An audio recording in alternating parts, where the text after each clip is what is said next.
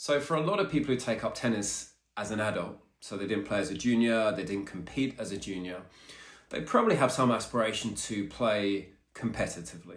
But for many, aside from going up to their club and just getting involved in whatever happens within their club, outside of that, they may not have a clue whereabouts to start. And if that's you, you're absolutely not alone. It seems to be pretty common from when I travel around the place and talk to people, that seems to be a pretty common sentiment for people who take up tennis as an adult. And it does seem to me, at least here in the UK, that a lot of adults who play tennis have never played a tournament before and haven't potentially seriously thought about doing so.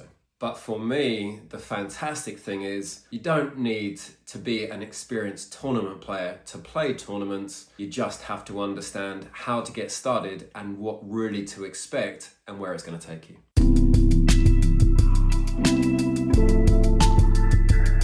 So arguably, apart from juniors, although even juniors arguably when they first start out, pretty much everybody starts at the club level. They will go and join a local tennis club and get involved, whether it's in some coaching groups, club nights, or whatever beginner or foundational tennis that is on offer.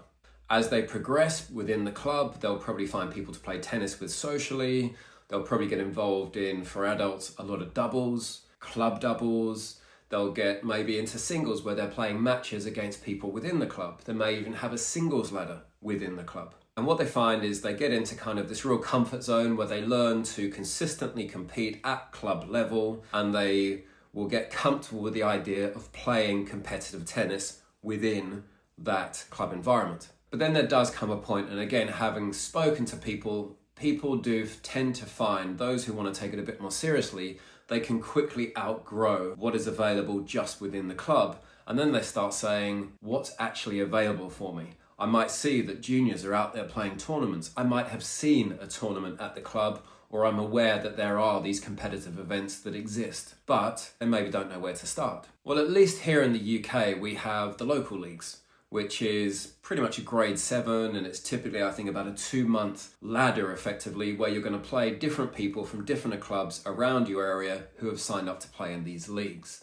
And it's kind of for those players who want to take it a bit more seriously, but it's still not up at the entry level to tournaments. And I think the key thing here is that it allows you to start really testing yourself and getting into that slightly more serious competition and building your confidence outside of that bubble of playing within your club. But then there will again become a point where you start to feel like if you really start improving, you get to a point where you're either finishing top of the league or you're getting to the point where you get 3 or 4 matches in and nobody wants to play you anymore because they're kind of like, it will ruin my stats if I play that person and they beat me. And you kind of say to yourself, I want a little bit more again. And I think that's the point that pretty much most people are comfortable getting to, and self sort of organizing can say, I can get to the point where I kind of feel like I'm topping out in those local leagues or the grade 7, basically match play. Now I want to take the next step. And at least here in the UK, that means for all intents and purposes, entering a grade 5 tournament. There really isn't, as far as I can see, grade 6. So I did a quick search on the LTA website and I said for the next 3 months, around a 75-mile radius from where I live, show me all the grade 7 tournaments, and there were 17 of them. Then I did a search for grade 5 tournaments for men's open singles, and there were 58 grade 5s. Grade 4s, there were 37. I did a search for grade 6s, there was 1. So as far as I'm concerned, grade 6 doesn't exist.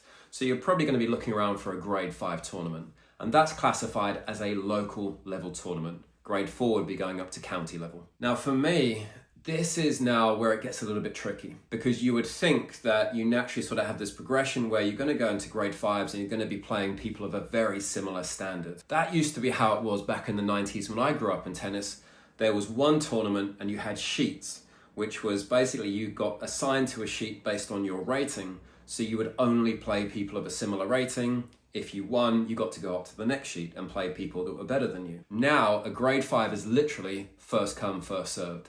Anybody who enters, as long as whether they're one of the first 8 or 16, depending on how big the draw is, they are going to get in. The problem with that is, and this is to be aware for people who are progressing on through club, local leagues into grade 5s, you can absolutely come up against maybe a grade 3 player who's dropping down. Maybe they've been out for a few months, they're just a week before a big tournament, they want to get some match practice in. You can get a pretty good regional level player that will drop down. That may not be all the time. You're definitely going to see grade 4 players, more county level players who are playing grade 5s, just again to sort of get match practice and because they've got to really, they should be winning those tournaments. So here's the thing. What I do see is those players coming through club, local leagues, and then entering into a grade 5, maybe they've only played a handful of matches and it's their first real tournament. You are likely to be in for a big shock.